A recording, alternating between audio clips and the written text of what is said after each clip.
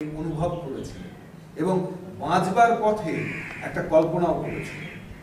সেটা যখন বোধে আসতে থাকলে তখনই নাটকটাকে আরো বাস্তব ভিত্তিক, আরো সত্যমূলক বলে মনে হতে থাকে।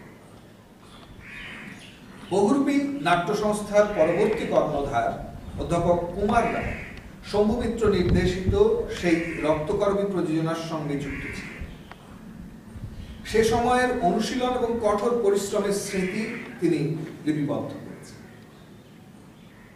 রবীন্দ্র নাটকে অনুভবের সত্য প্রকাশটাই আসল আর সাবলীল কণ্ঠস্বর, কিন্তু সাধারণভাবে বলা হয়ে থাকে রবীন্দ্রনাথের নাটকের ভাষা অর্থাৎ সংলাপের ভাষায় চরিত্ররা কথা বলে না।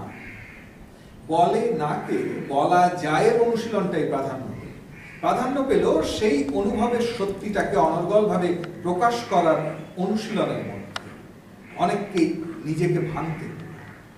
এই অনুশীলনের সূত্রেই আধুনিকতার লক্ষণ নিয়ে আলোচনা হতো।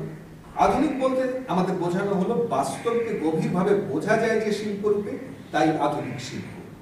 আন্তর্জাতিক বোধও আধুনিকতার লক্ষ্য। বোঝানো হলো এখানে চরিত্র এসেছে যেমন ব্যক্তি হিসেবে, তেমনি এসেছে সামাজিক প্রবণতা বা দৃষ্টিভঙ্গির প্রতীক হিসেবে। নাট্যীয় রূপকল্পে প্রতিমা এসেছে, মেটাফরও ব্যবহৃত হয়েছে, আর সে সবকে কেন্দ্র করেই নাটকের বিস্তার ঘটেছে। এটা যে প্রকাশবাদেরই লক্ষ্য, কিন্তু রক্তকরবীতে সে প্রকাশবাদ কৃশ নয়, শুষ্ক নয়, তার মধ্যে প্রাণময়তা আছে। আর সেই প্রাণ প্রতিষ্ঠার জন্যই সেই 2 মাসের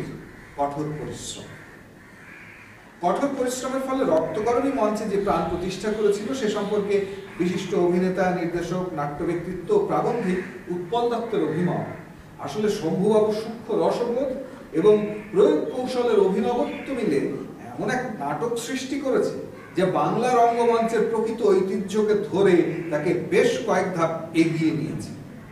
বহুরূপী ও রক্তকরবী প্রবন্ধে তিনি আরো লিখেছেন, অনস্বীকার্য রবীন্দ্র কাব্যস্রোত অনেকাংশে ব্যাহত হয়েছে, কিন্তু কাব্যস্রোতকে অক্ষুণ্ণ রাখতে গেলে নাটকের মূল উপাদান কতগুলি মানুষ এবং তাদের অত্যন্ত মানবিক অনুভূতি, এগুলির ঘটত অপমৃত্যু। রঙ্গমঞ্চে নাট্যকার রবীন্দ্রনাথকেই দেখতে পাওয়া উচিত, কবিকে নয়। বহুরূপীর অভিনয়ে যে অধ্যাপক, যে নন্দিনী, যে শ্রমিকদের আমরা পাই তা শম্ভুবাবু সৃষ্টি বললেও অত্যুক্তি হয় না।